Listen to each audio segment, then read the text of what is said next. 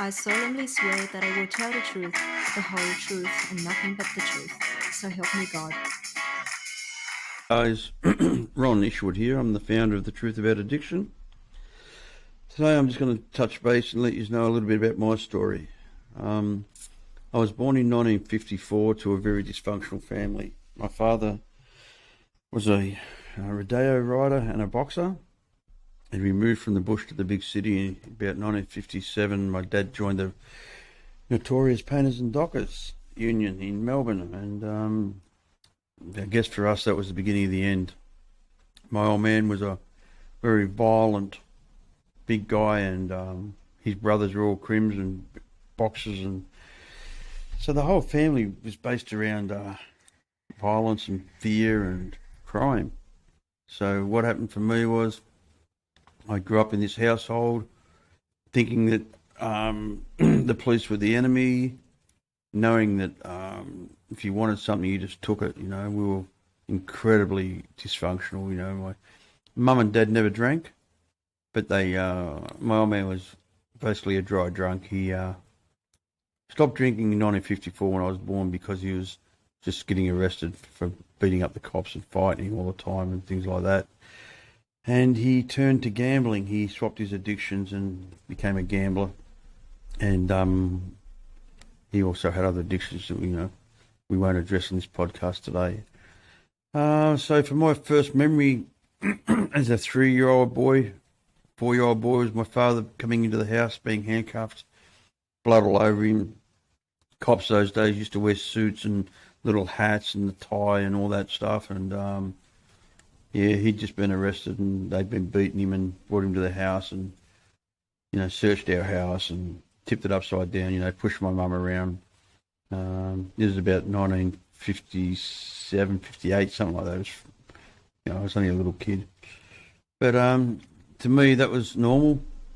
All my uncles were criminals, like everybody just in our family was thieves and liars and cheats. And my old man taught me basically that I remember having a conversation with him saying that I wanted to be a lawyer, and he told me that, if I wanted to fight the police, buy a gun, and that, schooling was only for idiots, for school for people who didn't know anything, and what I was going to learn in life I couldn't learn at school.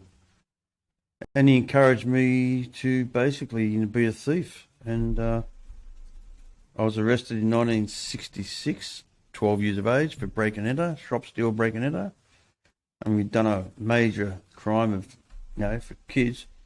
We'd broken into what was Coles those days, and we'd been in there for the Easter long weekend, and I'd got all the other street kids in, and we'd just basically emptied the shop out and put new clothes on. It was, a big deal for us. We had clean clothes. We drank all the cordial and ate the lollies, and I remember it was Easter because we ate all the chocolate eggs and things like that, and we climbed out of the roof and was getting away, and the police came. Just happened to drive past and seen a bunch of kids walking down the street with bags and bags and bags of clothes and food.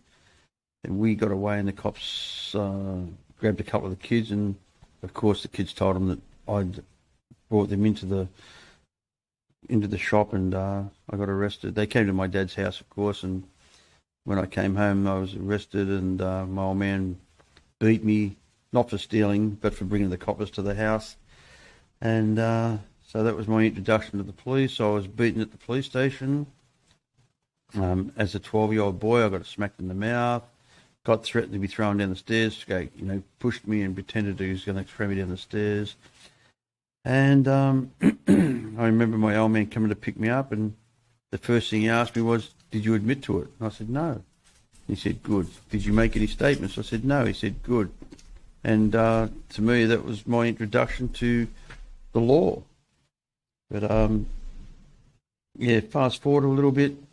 By that stage, I was an amateur boxer, and I was training and things like that. And I thought my old man was the ants pants, and he had me dressed in tailor-made clothes and handmade shoes. And my old man had gone up a notch since then. He'd opened illegal gambling casinos, a 2-up game and a baccarat game in Melbourne. All his friends were dressed in suits and came with nice cars, and families and guns and all that sort of stuff. And I met a man called George Joseph. He owned the Melbourne Firearms, and George was a very kind man. And he took me in and taught me how to pull guns to pieces and clean them, and just to clean all the guns they used to come across those days just in grease, because we didn't have containers. They were just in boxes full of grease, and my job was to wash the guns, and the reward for me for washing the gun was I'd be allowed to shoot it. So, I took that like a duck to water, and I loved that. But my life of crime was on its way already by then. I'd started doing lots of breaking and enters, and the old man would tell me, if you find something with a safe or a vault, come back and tell us. And him and his mates would go in and break into it, blah, blah, blah. I hadn't taken alcohol or drugs at that stage, and I'd had a couple of drinks, as kids, and didn't really didn't agree with me at all. Alcohol, I used to go into blackouts really quickly. I remember the first 2 or 3 times I drank excessively and went into blackout and vomited and swore I'd never do it again. Fast forward to 1971, I was arrested with 3 other guys and involved with a shootout with the police. And at that time, a couple of the guys were shot. I had a bit of overspray from the shotgun, and I ended up in prison. I ended up in Pentridge at 17 years of age. It was quite horrific, and just as a 17-year-old boy in Pentridge, it was massive, massive, massive trauma when you think back of it, and I got out on bail after about 6 or 8 months of being in Pentridge, and my old man got me out on bail. And when I got home, my old man had some gangster mates staying with him. It was a guy called Billy Longley. They called him the Texan, and James Baisley. He was wanted over the killing of that politician at Griffith, and over the drug mule couple, the Wilsons. And so they were all staying at our place with another guy called Kevin, and they were in the middle of a war with the Painters and Dockers Union. And so I got involved with that and was driving around the car at night looking for people to shoot. And it was just, I was a 17-year-old kid, but I didn't know any better. And, I was just wanted to be accepted, I guess, and loved. 19, I went to jail for a short period of time over those charges. I got found not guilty of the shootings, and I got charged with a couple other shootings, which one of the guys had told the police that I'd shot somebody when I was with him. And long story short, somebody else had approached them and told them that they weren't giving evidence against me. It was the Painters and Dockers days. And so the guys that were shot ended up by saying no, they only pointed me out in the lineup because that's who the police told to point out. And so, those days everything was basically run by the Waterside Workers Union in Melbourne. So I get out of prison, or boys' home. I go to a boys' home from Pentridge. I go back to a boys' home. I get out of the boys' home in 1973, and I come to Sydney. And my mum passes away, and I start using heroin very quickly. I start using heroin. It was the first time I felt like I'd found what I'd needed. I just loved it. I just loved it. I loved the way it made me feel nothing. I just didn't care. I believe heroin saved my life and saved a lot of other people's lives, because before that I was pretty out of control. And anyway, I started using heroin and started dealing heroin.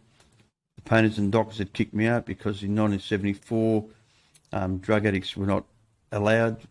Basically, they weren't accepted anywhere. Like junkies were dangerous, junkies were weak, junkies were bad people. That were telling people, and so the Painters and Dockers just tarred everyone in the same brush and said, "No, you're not welcome here." So that was where it started, the revolving door for me in and out of prisons, and they went like that right up until 1981. In 1981, I got bailed from jail, and that Roger Rogerson had been looking for me, and he'd not long killed Warren Lanfranchi, who was a mate of mine. And Warren came to my house actually, and a few days before he was killed, and said to me that he was going to knock Nettie Smith. And I said, don't go telling people that, just knock him and don't talk about it. And, he said that Smith had been cutting the dope, and he thinks I'm an idiot. And Frenchy and I grew up together in prison, and Frenchy was pretty fucking out. He was pretty wild, he was pretty crazy. And in his eyes, Smith was putting him on the goose by his cutting the dope, and he'd fallen in love with that Sally Ann by that stage, Sally Ann Huckstep. And so anyway, Frenchie was going to knock Smith, and I told him, if you're going to knock him, just knock him.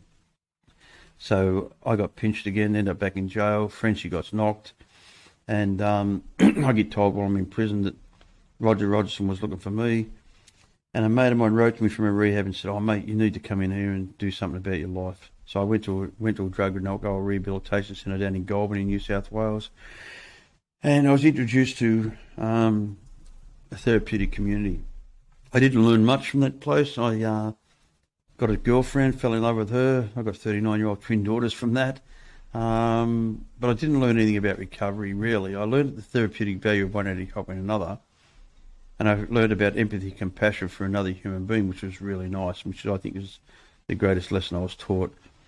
So from there on, I leave, and I leave the rehab because I want to get with this girl, and she falls pregnant, and I go back to jail quickly. And I think about killing myself in prison. This is the first time ever in my life I thought about suicide. I was at Canberra, and I'd been arrested for stealing a car, and then stole the police car when they arrested me, and it was just insanity. And all I wanted to have was a couple of beers. That was in 1982. That was the last time I drank alcohol. And I actually planned to kill myself on the Saturday, and the girl turned up to visit me, and she told me she was pregnant. And I didn't kill myself that day because she told me she was pregnant.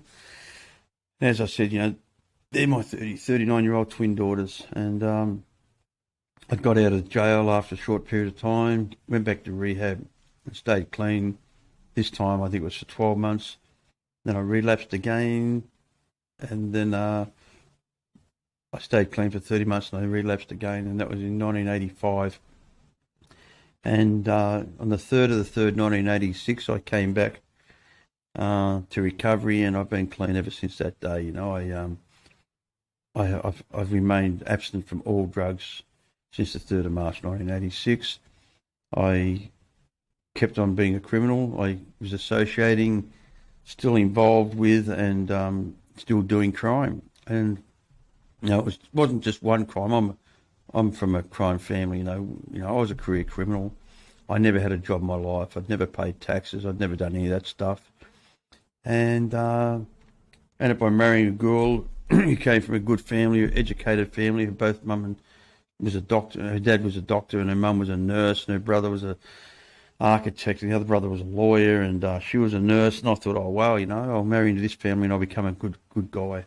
Didn't work like that. I started smuggling gemstones from overseas and not paying the taxes, and I was just always rorting. I always had a rort going, and then I stayed clean for 16 years, and I built up an incredible amount of wealth. Lived in a waterfront property. Had the boats and the cars and all those material things. And I remember laying in bed in one of my waterfront properties on Boxing Day, watching the cricket with my two cats. I'm laying there in the bed watching the cricket, and laying there thinking, I don't care if I wake up tomorrow.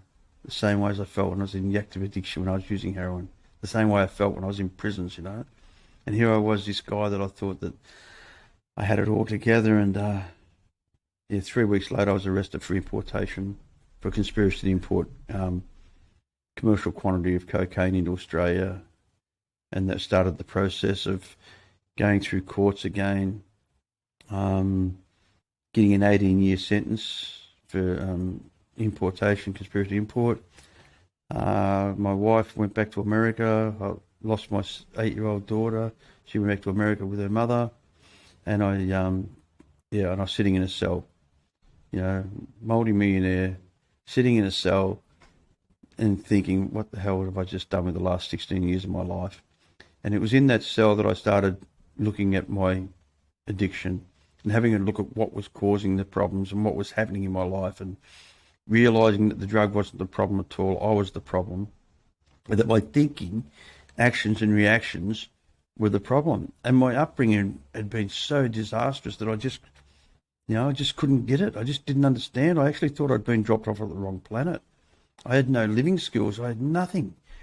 So, 8 years I spent in prison on that sentence, all in maximum security prison. I wasn't allowed to go to a farm or a minimum security prison, as they call it.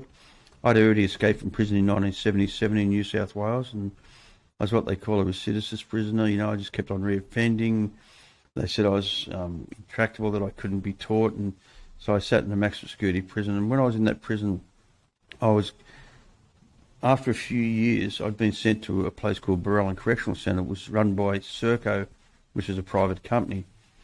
And Serco were a little bit more, what would you call it? You know, they were just open. They were open to ideas, and the GM there was a guy called Guy Buff, and he wanted to do something about drug rehabilitation in prison. And, you know, I don't know if you believe in a higher power, but I believe something greater than ourselves put us in that position. And I was introduced to Mr. Buff, and he said, you know, I hear good stuff about you and you're helping people try to stay clean. Would you want to come and help set up this rehab? And I did that. And we set up a whole unit inside of a prison. There was 30 guys or 28 guys in that unit. They had drug and alcohol counsellors there. They were useless. And, you know, they had other staff there, you know, welfare officers, you know, and all that. You know, they were all pretty ordinary. You know, most of the women that were there ended up in bed with one of the crims. You know, our drug and alcohol counsellors were in the cells having sex with the prisoners, and, you know, it was a farce.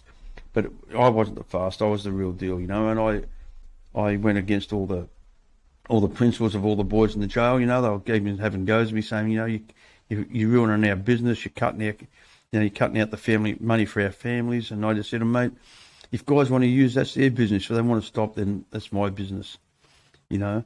So I started working in that drug and alcohol rehabilitation centre within the prison. It was completely isolated from all other units, and and I started studying my disease. I started studying my thinking, and, you know, doing really, really thorough inventories of myself, doing really incredibly honest, going right back to the beginning and writing stories about myself. I wrote my life story. I wrote a book while I was in that prison cell, and I realised that the gift I was given was an understanding of my thinking, and I realised that my problem wasn't drugs at all. It was the way I thought. So I started thinking about, you know, how can I help other people? How can I bring this awareness to other people? And so, you know, fast forward to 2012, I was released from prison, and my daughter came back from America and used to visit me every year, and she wanted to come back and live in Australia, so I invited her back, and I met a new woman. I fell in love, and, you know, we have nearly a 7-year-old and a 3-year-old. I'm 67 years of age, and yeah, my wife's been the greatest thing that's been given to me apart from my recovery and my children. Anyway, so we started working, and we built, you know, we've always run companies of some type that were financially very strong and incredibly successful. And I got to an age of 65, and I thought, I've got to do more for people that are out there that are still suffering. I've got to help people. You know, that's my calling. So we started The Truth About Addiction. That's our company, and we try to help people to recover. We try to put out a message. And over the 41 years I've been around recovery, been around trying to get, you know, an understanding of this horrible disease. I call it a disease because I was never at ease with myself. We've created this incredible amount of people that were involved in our lives. You know, we have this team, this massive team of people that all help each other. And, you know, over the future, we're going to bring these people to our podcast and let them tell their own stories of miracle and redemption, and, you know, people that were so successful and then lost everything and then got everything back, and people that had nothing and got everything. And, you know, I say to people all the time, you've only got to give one thing up to gain everything. And you've only got to use one thing to lose everything, you know. And that's how I believe it is. I really do. I honestly believe that if you stay clean, if you stay away from drugs, you will have a good life. If you use drugs, you'll have a terrible life. You know, I've had a sister die from this rotten disease. She was my older sister, 2 years older than me.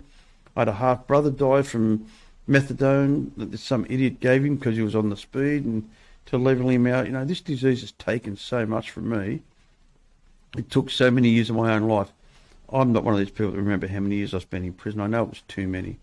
You know, it was well over a decade. You know, it was well over a decade. And it wasn't just the jail. It was the traumas in jail, watching people get killed for an orange.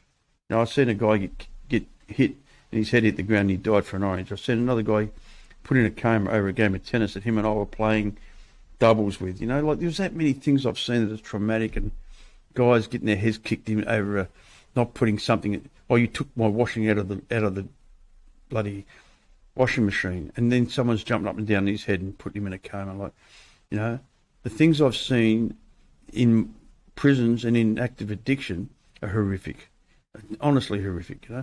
And I'm a survivor. Why have I stayed drug free?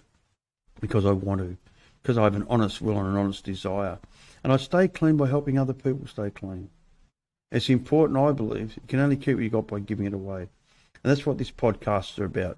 This podcast is about trying to educate and also let people see that just because you're an addict or an alcoholic, that you're not born with horns. Everybody that's an addict hasn't been to prison. Everyone that's been to prison is not an addict. There is some good people doing bad things, and there's some bad people doing good things. We are here to try to carry a message of hope and faith and trust that if you do what we have done, that you will get clean, and that if you get clean, you can have a life far beyond your wildest dreams. This is the most incredible journey I've ever been on. I have no regrets. Everything I've done has been a lesson. I try not to make the same mistake and expect different results. I try to learn from my errors. I try to carry a message of love and understanding and forgiveness to other people. But most of all, I try to bring joy and happiness, because recovery is about joy and happiness, If you like, what you're hearing and you want to hear more, please follow our podcast, The Truth About Addiction. Thank you very much. I solemnly swear that I will tell the truth, the whole truth, and nothing but the truth. So help me God.